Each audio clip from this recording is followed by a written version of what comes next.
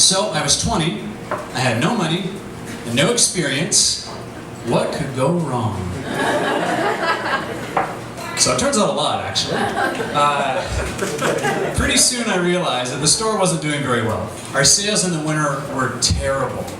And so I realized if I didn't do something quick, something drastic, I was going to be 21 and bankrupt.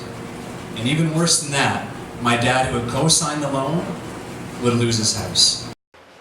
But is that really what's going to make us happy? Because there's a lot of people that spend their whole life and they get there and then they realize, hey, I've got the car, I've got the house, I've got the family, I've got the cottage on the lake, but I'm not happy. What I learned is that life isn't a finish line.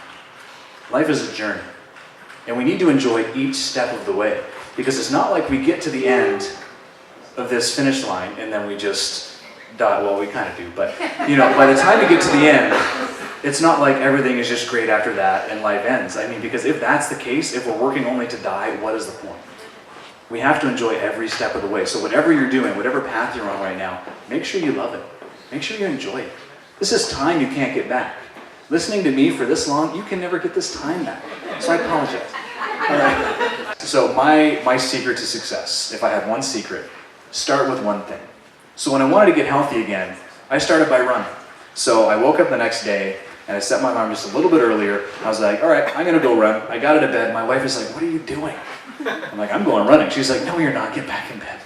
Well, what I did, I got up and I started running. And again, 250 pounds, trying to run. I managed like 2 minutes and then I just fell over in a ditch. They did find me later though. The next day I got up and I ran a little further. And the next day I ran a little further after that. But once that became my routine, I changed something different. I got a gym pass for the first time. I had no idea how to do any of the exercises. I just could do a bicep curl, that's fine. But I did that. And then I got a personal trainer. And then I started eating real clean food instead of the processed stuff that is quick and easy. And clearly things have been working. I dropped 80 pounds in a year, like I mentioned. So start with one thing. So no matter what that is, if you're looking to build your own business, take one step towards that every day. You have to change your mindset. And so from a systems perspective, realize where you want to go, how you're going to get there, and then how you either delegate that out for people and how you can follow and motivate them, but really kind of learn the role that you need to have. Does that kind of get in that way? Because honestly, you can't do it all yourself. I have a bookkeeper because me and QuickBooks don't get along. Because that would be very, very mundane. So sometimes, even from a systems perspective, maybe it's giving up something else to, maybe I should be out there selling more pitas instead of actually inputting costs into a computer, right? That makes more sense. So even from a system perspective, that could be something. Realizing that you need to get rid of something that you're doing right now that just doesn't make sense. You got to be most valuable wherever you are. Are you doing the things that either only you can do or where you're providing the maximum result for your business? Because I will not settle for an average life. I will not settle to leave my business where it is. I will not settle to leave my family and my community where they are. I will not settle for being tired, unhealthy, and unhappy, and I will not settle for anything less than extraordinary.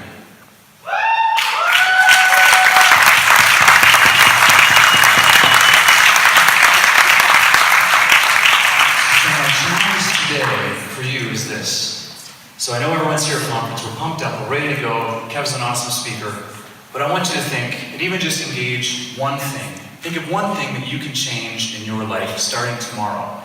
When you get home, maybe that for your business is making one customer a day feel like the most important person in the world. Maybe it's taking a walk after dinner, maybe it's switching out a beer for water. I know it's hard to do, but one change that you can make, just one small thing. So when you do that, and you do that successfully, that becomes your new routine. Change something else. Push the envelope. Do something else. And I can guarantee when we stand here in a room just like this next year, you won't even recognize your old life the same way that I don't recognize mine. One step at a time.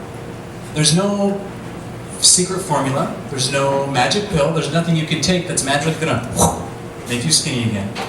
But I can tell you, when you make small, consistent changes for those areas of your life that you know could be better, there's absolutely no telling what you can do. So my name is Andrew, and I refuse to settle.